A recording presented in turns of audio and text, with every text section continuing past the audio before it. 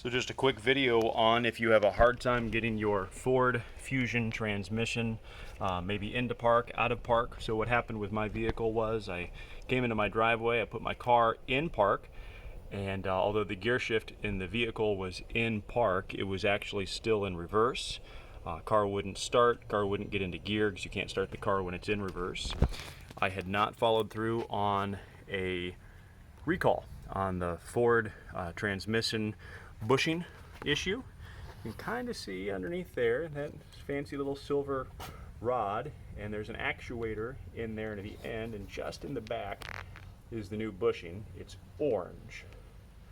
All right, now if you've got your car and it's maybe say in reverse but it thinks it's in park, the little post that little orange bushing goes over actually slides up and down. So you get your hand in there and you flick that part forward, and then you're able to get the transmission technically into park. Bushing usually is just not even in there. Mine wasn't, just the remnants of it were left over. I struggled with the Dorman part, and what I should have done first was gone to Motorcraft and just picked up the part originally at Ford. Here's the package. That part is DG9Z7K340A. It's $1.75 to $2.14 at any one of your Ford dealers, at least the two in my area that I called. The trick is you've got to get the airbox out, which isn't too bad. There's a couple of bolts up here. There's one. There's a matching one over there. That's the easiest way to get the box out. Then you kind of got to get underneath of it and pop it out, because there's one grommet there that sits there that kind of makes that thing a bit persnickety. And I think I should have slid it out a little bit first, because I think that part over this grommet actually broke, but I'm not too worried about that. On a now 5 or 6 year old car with 100,000 miles on it, I don't like to break things, but that did break loose, and I think it's okay. You don't have to take out, I didn't take out the battery or anything else like that, but I did have to get the airbox out. Take this off, I think it's a 7mm O-ring, and then that gets you down into here.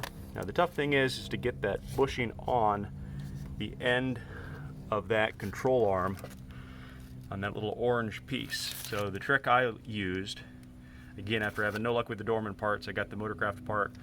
It wasn't easy to slide on with my fingers.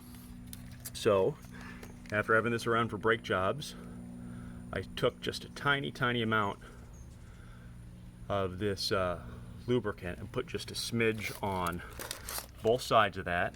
It's tough to get it on there on your fingers and not drop that little bushing someplace where you can't get it back, because there's lots of little nooks and crannies down there. But you can eventually work it in back there. And then I got the bushing on, snapped it in with my fingers, and then it slides on really easy over that post. Now what I'll probably still do is keep my appointment with Ford Motor Company to officially complete the recall, close it. You have to have a factory person put it on. Got another recall on the 16 Fusion that we need to do. But hey, I can drive my car now until I'm able to get into the recall appointment. Put 2 bolts, 7-8mm up here. Airbox goes back in. You put that all back together, and I've already checked it. And after I got the, even after I flipped the post, even before I was able to actually get that bushing back on, because it took me just a little while. I was even able to flip the post, and the car registered that it was in park, and I was able to start it. So, you know, even if, hey, you're stranded on the road and this happens to you, it wouldn't be ideal, but I'd keep a set of tools in the car.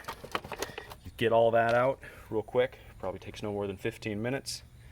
I'd flip that post up into park, put the control arm back over it, get it started, get it into drive, and then get someplace, and don't mess with the transmission until you're someplace, you're either at your dealer, at a shop you trust, or if you're going to go do it in your own driveway. But again, that little control arm is what held me up for a couple of days here, and I guess the message is don't sleep on these recalls, because eventually they'll get you. And I'm pretty lucky that when I put my car in park and it broke, that I was still in the driveway. But that's the repair for the 2016 Ford Fusion control arm bushing.